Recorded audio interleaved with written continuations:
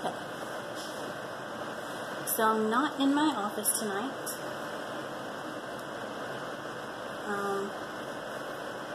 Because it's hot.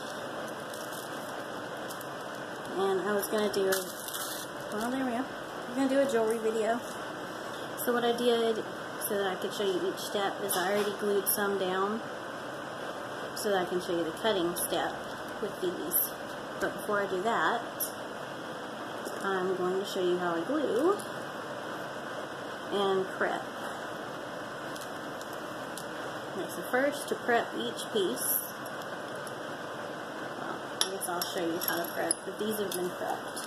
The ones for this, they've been prepped. So we're going to slide it out of the way for right now. And these are skins from Catherine. One Poor Soul. So I had somebody ask me about the thickness. If you see this, it's really thin, like you can't even really see it. Whereas this one is a little thicker. This is still usable with certain materials. And give me a second, I'll show you some that are not usable. Not for this anyway. I'm going to use them for other projects.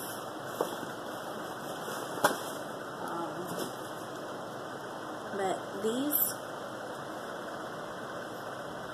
I don't know if you can tell just by looking, but they're like really thick. Let me see if I can cut a piece and show you how thick. Okay. So, see how thick that is compared to this that you can't even really see. These are too thick for any jewelry that you're going to do glass with, because it has to fit in the tray, and that wouldn't even fit all the way in the tray. And then the glass dome edge has to fit inside the tray. You can use thicker ones like this for trays that you pour resin on instead of using the glass dome, or you can use it for other things like embellishing photos and stuff. So that's what that will be used for, because there's still some really pretty ones. Romeo is being loud, so I apologize for that. Okay, this piece, there's some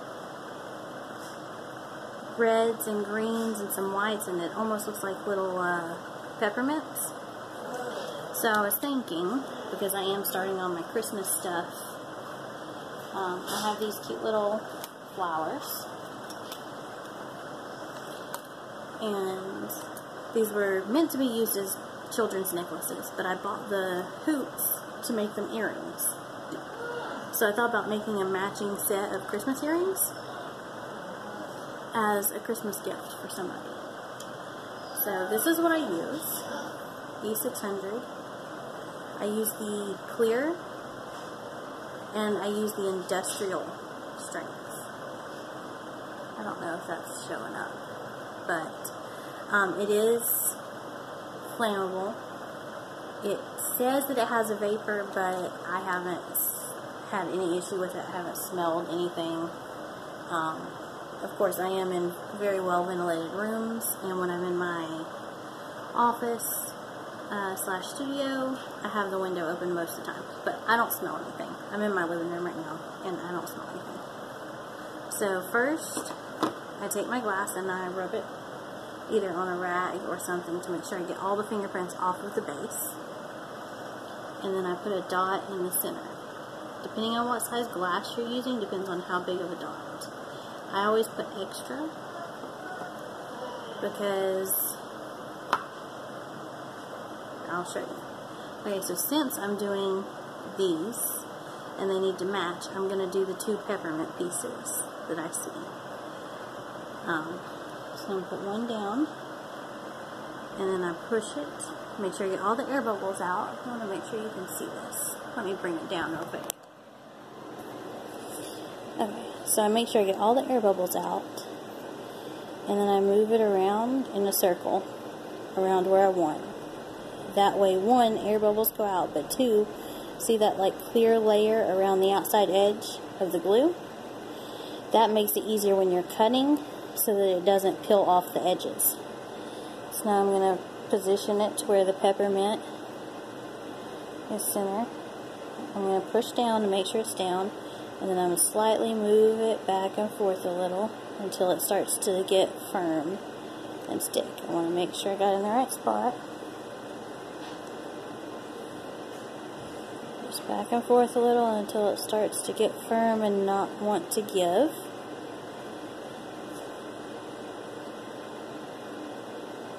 Okay, I'm going to put you back up.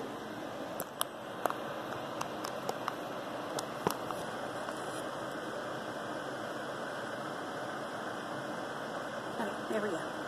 And then I'm going to do the same thing with the other one. Wipe it off, make sure there's nothing on it. Now some people put the glue on the paint. I did that for a while, and then I noticed that one, it was hard to see how much glue I needed because I didn't have the piece, and two, I couldn't get all the bubbles out. Like I always seemed to have bubbles that just wouldn't go out. So that's going to be a pretty close matching set.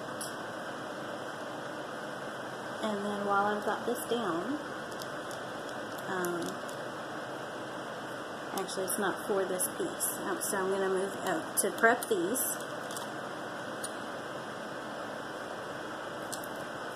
You put just a small amount. You don't want to get it all the way to the edges because you don't want the glue to come out, and you don't want it to be so thick that the paint doesn't fit. So what I do is I take a little bit of my glue, put it on a Q-tip. You can use a brush. For bigger pieces I do use a brush. For the most part this stuff self-levels, and I just rub it, and I make sure I just don't get all the way against the edges. And when you sit it down, it will start to self-level. Put a dab more on.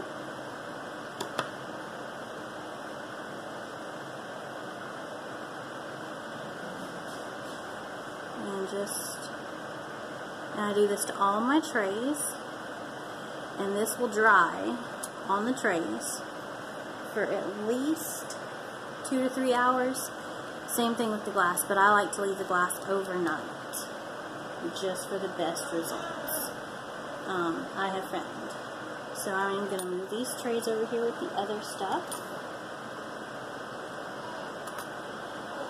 and then I'm going to move this back because it's fresh and it needs to dry. I'm going to slide this to the side over here to where it doesn't affect any of that, because I have one more piece that I want to do before. Give me just a second to grab the skin. And Catherine sent me a bunch of skins, like a bunch of really nice skins. So you will be seeing plenty of videos as I decide what parts to use and utilize. Okay, so this one, I love these blues and purples. This one actually might be off of the canvas that she sent me. It's very possible that this is actually off of that canvas. So I have a necklace